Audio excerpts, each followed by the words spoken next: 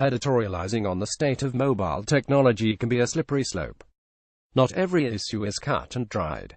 It's up to us to hash it out. Sometimes it's a friendly Twitter conversation. Other times it's in a chat. But sometimes, we need to pull out the stops and figure things out in front of everyone.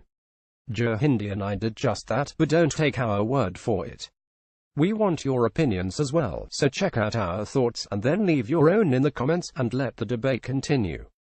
OnePlus made some headlines with the release of the OnePlus 5T. Basically the only difference between the two phones was that one had a 18:9 minimal bezel, and the other did not.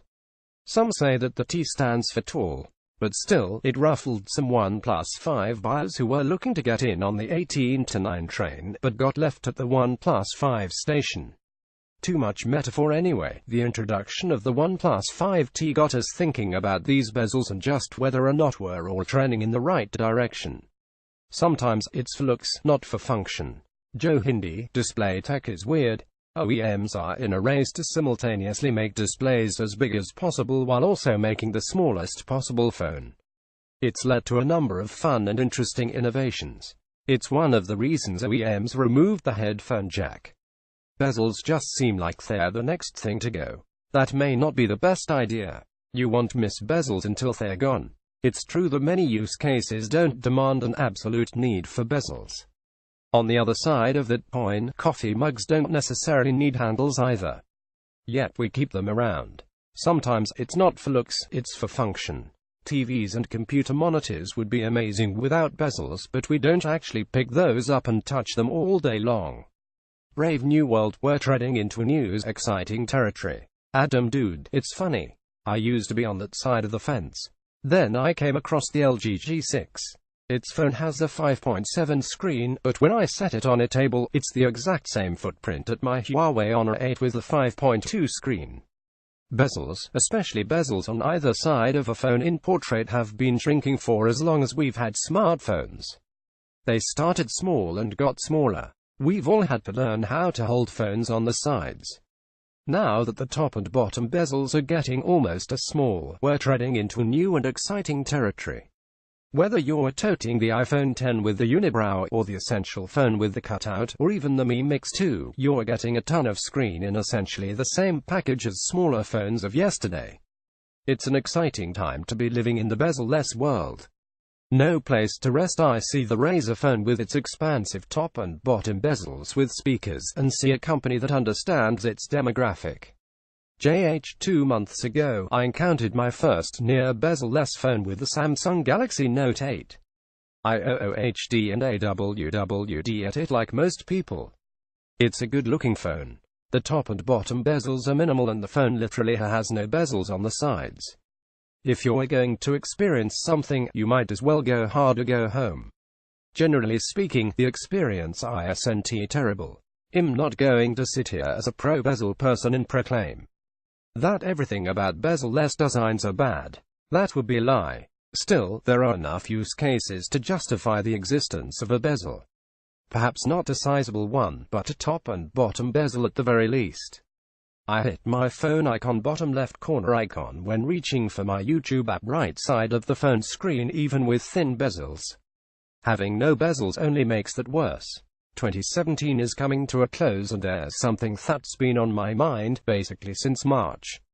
No one has addressed it yet, which is a bit of a shame. It's this myth we call, I look at my Note 8 while doing something like playing a game and wonder how iPhone X or essential phone owners play landscape mode games without anywhere to put their thumbs. Then I see the Razer phone with its expansive top and bottom bezels with speakers, and see a company that understands its demographic. Don't even get me started on those notches. Bragging rights shouldn't come at the expense of good taste, and the iPhone XS unibrow is hideous. Frankly, I think these phones are designed for cats or other animals without opposable thumbs. New territory. Consumers have dictated that they want smaller phones. Well, you know, in the professional world, we don't play hey games. I admit I'm not much of a gamer, but I generally resort to the pinky phone holder technique. It's similar to how I take photos. Not being a gamer, I can't really testify to where to rest thumbs. Mine hover over where the buttons are supposed to be. Don't get me started about virtual buttons. That's a whole new debate. There have to be sensors, and Essential and Apple still need to figure out the best place to put those sensors. No doubt about it, we're not at the end of the where do we put the sensors road. OEMs will almost certainly try something else, and it'll be fun to see what those experiments look like. Like you, I won't definitively say that bezels have no place in society, but there is one more point to consider. Consumers have dictated that they want smaller phones, and we've seen them thinning down to ridiculous proportions. This resulted in the loss of the 3.5mm headphone jack, reduced battery life, and in extreme cases, the phone itself bending. Now, we're moving on to making phones smaller in a different dimension, height, and this one actually makes sense. By getting rid of unused space at the top and bottom of phones, we're making phones more usable in one hand. Phones are supposed to be held that way, after all. New problems. I believe that bezel-less is just change for the sake of change.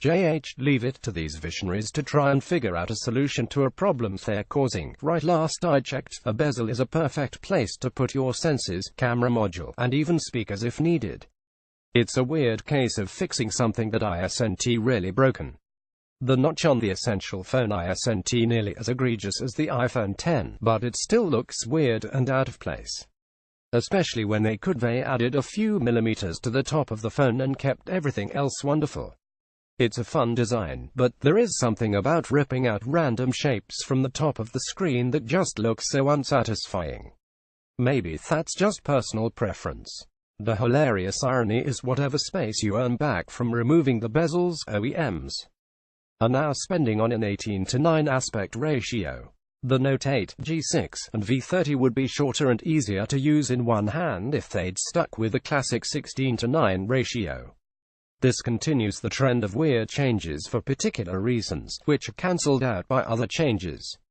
The 3.5mm headphone jack was supposed to make the phone thinner and more waterproof, but the V30 is thinner than the Pixel 2 XL and it also has a better IP68 rating versus the IP67 of the Pixel 2 XL. So, why remove the jack? I would understand the trend more if other trends didn't exist. A 16:9 display with a bezel-less design would, in fact, be easier to hold in one hand. However, 18:9 kind of cancels out all the hard work they're doing minimizing the bezel experience. My Galaxy Note 8 would be exactly the same width if it had a 16:9 ratio, but it would be shorter. Bezel-less is just change for the sake of change. It's something shiny to catch the wallet size of the consumer. Between sensor placement, stopping accidental presses, and gaming, the bezel still has a definitive, functional, and logical spot on the smartphone. OEMs should be careful about removing that multitasking pro. If we can eliminate that bezel and go fully edge-to-edge, new and exciting form factors will follow. You make some good points. But I think 18:9 gives a lot more screen value than 16:9, especially with multitasking being so prominent in Android 8.0. Having an equal top and bottom square for multiple apps is the better way to go. But that's a debate for another time. In the meantime, you're right, the 18:9 bezel-less design is eye candy. It is freaking gorgeous to hold and use. Samsung is killing it with infinity displays, and I for one am really enjoying the Mi Mix 2, which doesn't have a notch, by the way.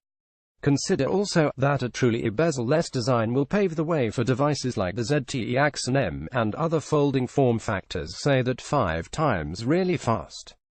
Candy bar slabs are boring, and we've reached a plateau of smartphone design. If we can eliminate that bezel and go fully edge-to-edge, new and exciting form factors will follow, and that will be awesome. One of the great things about a good debate is that there are no right or wrong answers. This is the part where we leave it to you, the reader. Where do you stand on the bezel debate? Is there room for framing in your world? Is smaller better? We've made our impassioned pleas up above, and we're eager to listen in on your thoughts down below in the comments.